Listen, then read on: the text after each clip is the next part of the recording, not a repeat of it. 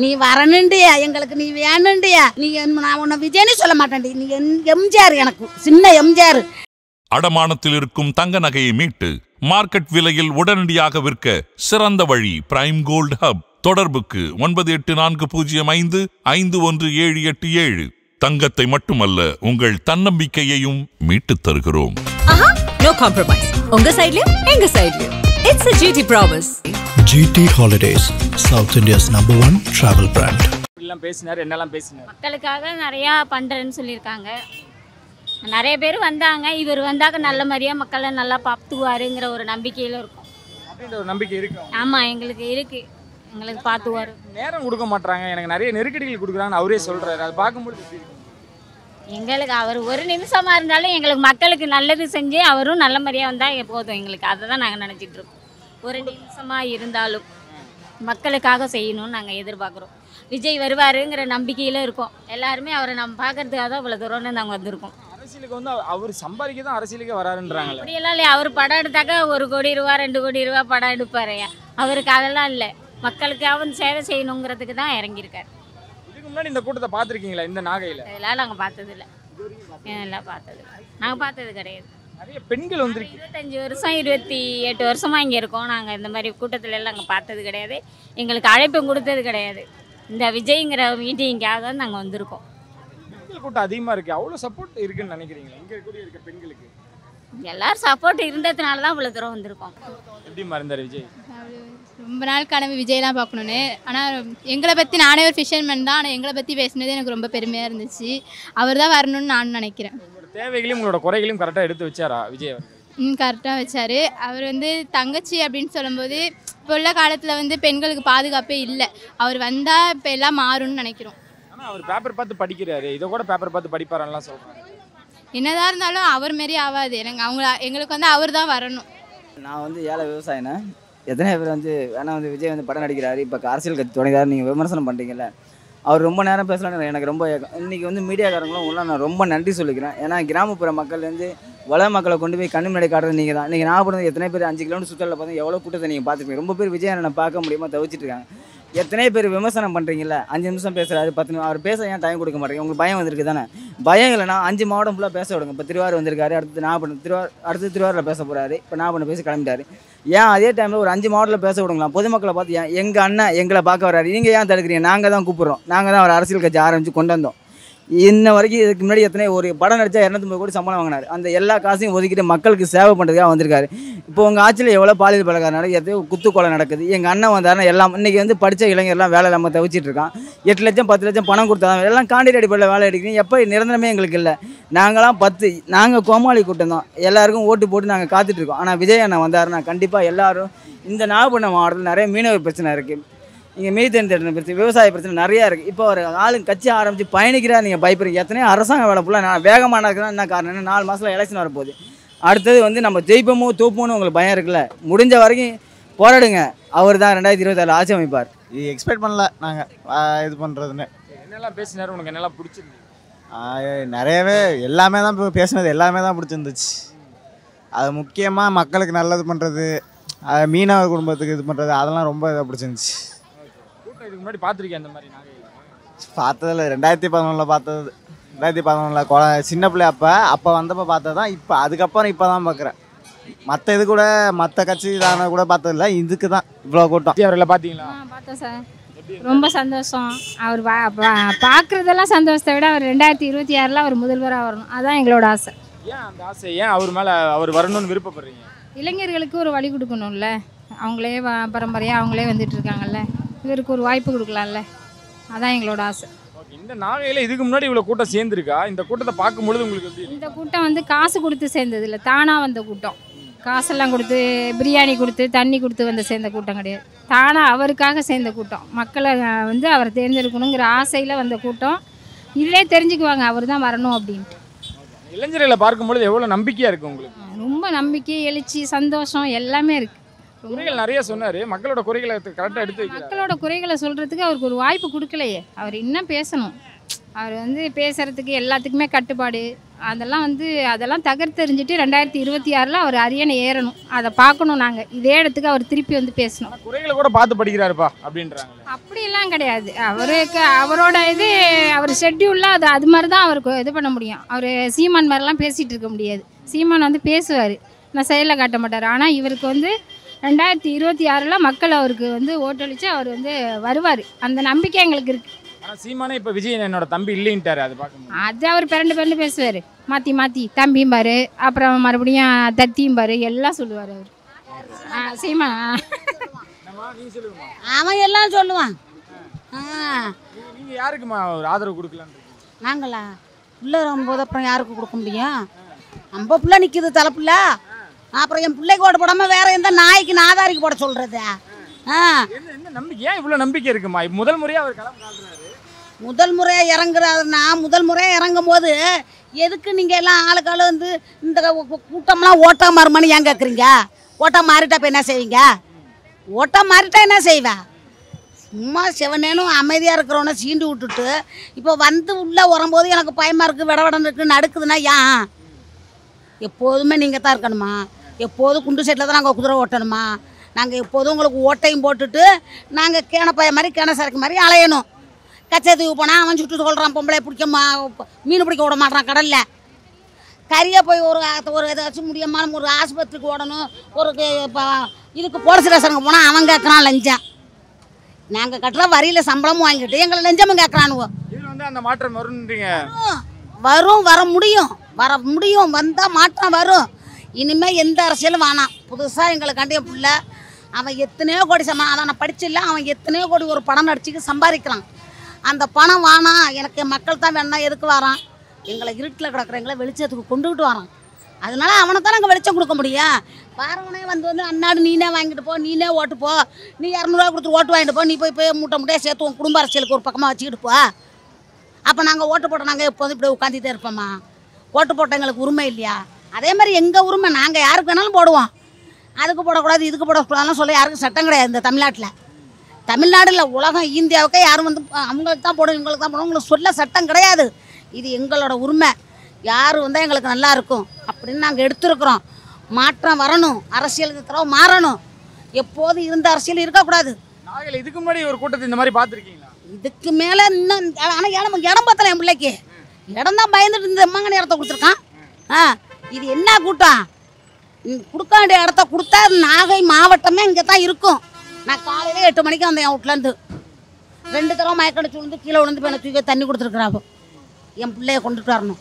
என் பிள்ளைய கொண்டாந்து நாங்கள் அரசியலில் இறக்கி என்னைக்கு எம்ஜிஆர் பரங்கிமலை தொகுதியில் படுத்துக்கிட்டு ஓட்டு வாங்கினாப்புல என் பிள்ளை விஜய் வாங்கணும்.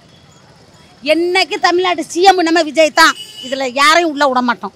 இது கட்டாயம் நடக்கும், கண்டிப்பாக நடக்கும், சத்தியம் உண்மை. நாங்கள் யாருக்கும் போட மாட்டோம். எங்களுக்கு விஜய் வேணும், என் பிள்ளை எங்களுக்கு வேணும். மாற்றம் வரணும், அரசியல் மாற்றம் மாறணும். இனிமேல் பட்டு இந்த அரசியல் தேவை இல்லைனுங்கிற. நீங்கள் எல்லாம் பணம் கொடுத்து தவிர ஓட்டு வாங்க பார்ப்பீங்க, ஒரு ஓட்டுக்கு 1000 ரூபான்னு. பணத்தையும் வாங்கிக்குவோம். ஏன்னா எங்கள் பணம் கொடுத்தா வாங்கிக்குவோம். போனோம்னா உள்ளே அழகாக போட்டு ஒரு பட்டு நம்பிக்கிட்டு நாங்கள் பாட்டுக்கு வெளியே வந்துடுவோம். இது எங்களோட உரிமை. பார்த்துட்டு இருப்பாரு, ஏதாவது சொல்லணும்னா சொல்லுங்க. பணம் கொடுக்கறது உரிமை, வாங்குறது எங்களோட கடமை. எங்க பணம் இல்லை விஜயா? எப்பா ஏ தங்கம், ஏப்பா சாமியா, தமிழ்நாட்டை காக்க வந்த குலசாமியா, ஐயா உன்னை நான் பார்க்கணுன்னு தாண்டி இருந்தேன். உன்னை போட்டாவை முத்தி கொடுத்தேன். நான் உன்னை பார்க்கணுன்னு கிட்ட வந்தம்மா, என்னை தள்ளி விட்டுட்டா அப்படி தங்கம். நீ வரணுண்டியா, எங்களுக்கு நீ வேணுண்டியா. நீ நான் உன்னை விஜயன்னு சொல்ல மாட்டேன்டி, நீ எம்ஜிஆர், எனக்கு சின்ன எம்ஜிஆர். எங்களை காக்க வந்த குல தெய்வம், குலசாமி. எங்கள் பிள்ளை எங்களுக்கு எல்லாருக்கும் எங்கள் வீட்டு பிள்ளை. இனி எங்கள் வீட்டு பிள்ளை தான் நம்ம எங்களுக்கு தேவை. யாருமே எங்களுக்கு தேவை இல்லைப்பா. நானே வந்து என் உயிர் ரெட்டலையை தான் போகும்னு சொன்னாவோ. அந்த மாதிரி இருந்தேன்னா இன்னைக்கு ரெட்டலையை ஒரு பக்கம் வச்சுட்டேன். இன்னைக்கு நீ தான் வேணும். டிவியை திறந்தா உன் படம் தான் பார்க்குறேன், இல்லைன்னா நம்ம பாட்டுக்கு தூங்குறோம் உட்காந்து. எனக்கு நீ வந்து எல்லாரையும் நாங்கள் இருட்டில் இருக்கிறோம்பா, நாங்கள் எல்லாம் இருட்டில் இருக்கிறோண்டி சாமியா. நீ வாரதெல்லாம் பெருசில், எங்களை கொண்டாந்து வெளிச்சத்தில் விட்டுட்டா போதும்பா. இந்த இருட்டு நம்ம எங்களுக்கு தாங்க முடியாதுப்பா. ரோட்டில் பொம்பளை பிள்ளை நடக்க முடியலை. பொண்ணு தாய்க்காரி இன்னொருத்தனை வச்சுட்டு பிள்ளைய கொண்டு போடுறான். அவள் ஓடுறாளே அவங்க கூட வச்சேன். அந்த பிள்ளைய எங்காச்சும் ஒரு அனாதை விடுதலை விட்டா என்னப்பா, அந்த பிள்ளைய கொண்டு போட்டு ஓடுறான். ரோட்டில் பொம்பளை தைரியமாக நடக்க முடியல. சாமத்துக்கு சாம பின்னாடியே வரணும், துணியை பிடிச்சிருக்கோம். அது பள்ளிக்கூடத்துக்கு பிள்ளைகளை அனுப்புனா வாத்தியார் பிள்ளைங்களை அநியாயம் பண்ணுறான். 5 வயசு பிள்ளை 60 வயசு கிழமை பாடுபடுறான். இதெல்லாம் என்னப்பா அரசியல்? இதெல்லாம் கேட்காம தூங்கிட்டாப்பா இருக்கு இந்த அரசியல். ஏன்பா இதுக்கு முன்னே அந்த அம்மா இருந்து நடத்தின அரசியல் எப்படி பாருந்துச்சு?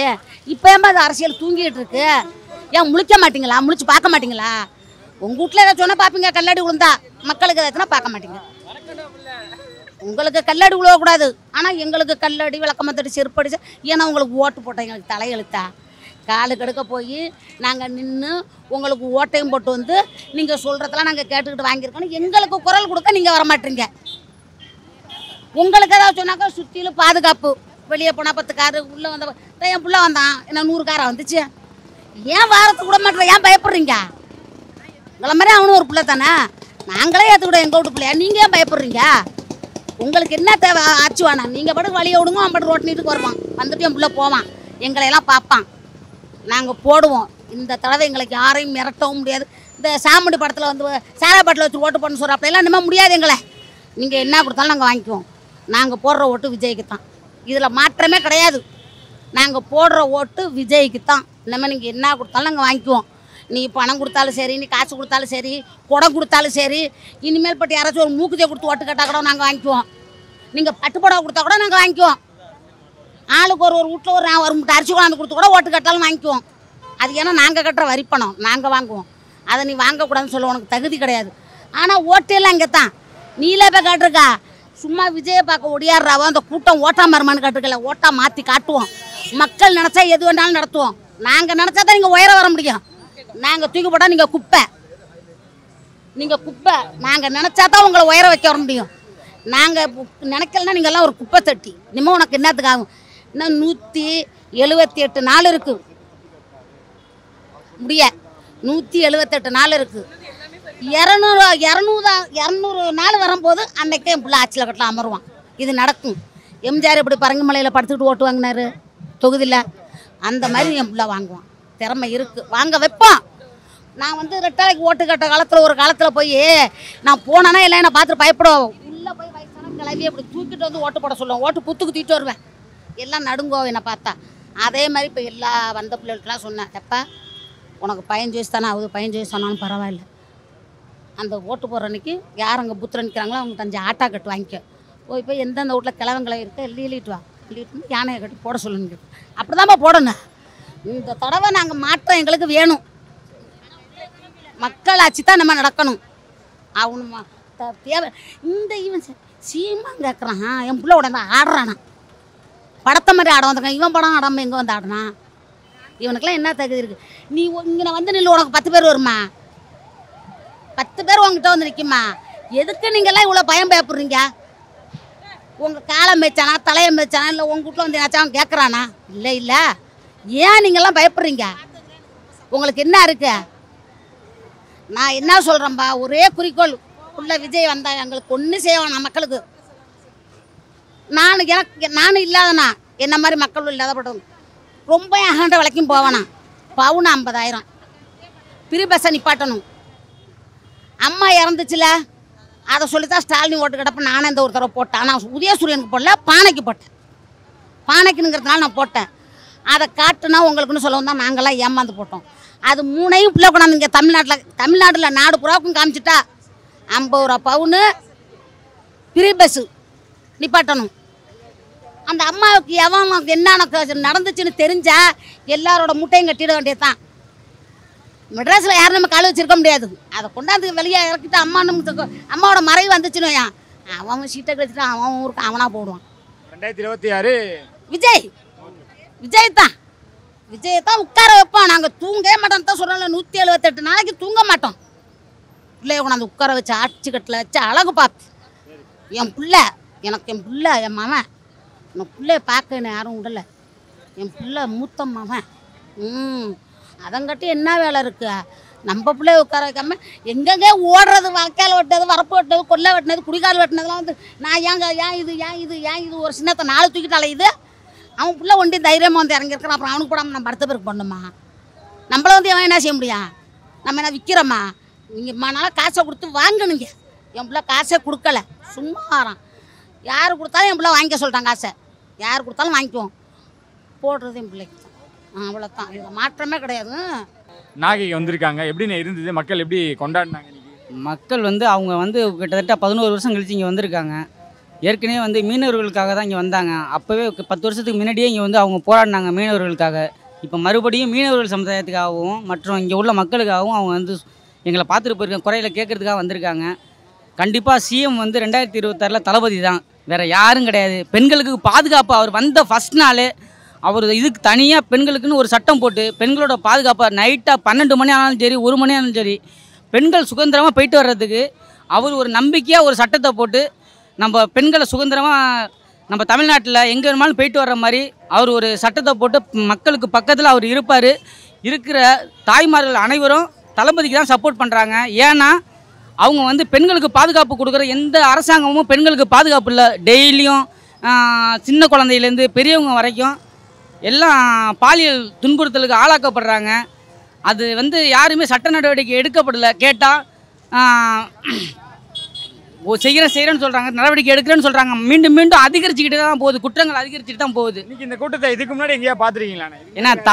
ஏன்னா இதுக்கு முன்னாடி கூட்டம் யார் கூட்டுவானா, காசு கொடுத்து கூட்டுவாங்க. 200 ரூபா கொடுப்பாங்க. அவங்க என்ன சொல்லுவாங்க, சாப்பாடு வாங்கி பிரியாணி வாங்கி கொடுப்பாங்க. அப்புறம் மற்றவங்களுக்கெல்லாம் என்ன பிரியாணி வாங்கி கொடுத்து மற்ற இந்த ஆளுங்களுக்கெல்லாம் மற்ற இதெல்லாம் கொடுப்பாங்க. இங்கே பஸ் வசதி பண்ணி 200 ரூபா பணம் கொடுத்து அழைச்சிட்டு வருவாங்க. இங்கே அப்படியெல்லாம் கிடையாது.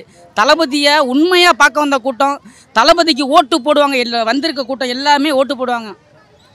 நீங்கள் பேசுனதுல என்ன விஷயங்கள் உங்களுக்கு ரொம்ப பிடிச்சிருந்தது? எதெல்லாம் எனக்கு பிடிச்சிருந்தது வந்து மீனவர்களுக்கு குரல் கொடுக்குற ஒரே தமிழ்நாட்டில் ஒரே ஆள் வந்து நம்ம தளபதி மட்டும்தான். நம்ம தளபதி தான், வேறு யாரும் கிடையாது.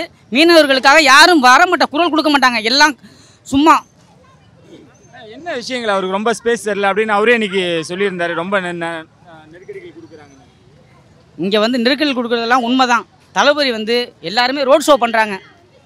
இப்போ வந்து சிஎம் சார் ரோட் ஷோ பண்ணக்கூடாதுன்னு இப்போ கவர்மெண்ட்டில் சட்டம் போடுறாங்க. ஏன் சிஎம் சார் இப்போ கூட ரோட் ஷோ பண்ணா அப்படி இப்போ பொதுக்கூட்டமாக என்ன நடத்துகிறாங்க, அதில் பார்த்தீங்கன்னா வெடி வெடிக்கிறாங்க, ரோட் ஷோ பண்ணுறாங்க. ஏன் அவங்களுக்கு ஒரு சட்டம், தளபதிக்கு ஒரு சட்டம்? தளபதி தான் எல்லாருக்கும் பயமாக இருக்கா? தளபதியை பார்த்தா பயமாக இருக்குல்ல, பயப்படுறாங்க. ஏன்னா அடுத்து 2026 அவர் தான் சிஎம். ஏன்னா கொள்ளையடித்தவங்கெல்லாம் மறுபடியும் கொள்ளையடிக்க முடியாது, கொள்ளையடித்த காசை செலவு பண்ணணும். மக்களுக்கு எதுவும் நம்மளை ஏமாற்ற முடியாது, மக்களை ஏமாற்ற முடியாது, ஏமாற்றாத அளவுக்கு இவர் வந்து நம்மளை குறுக்க தலையிடுறாரு அப்படின்னு சொல்லி அவர் மேலே ஒரு பயம் வந்துடுச்சு.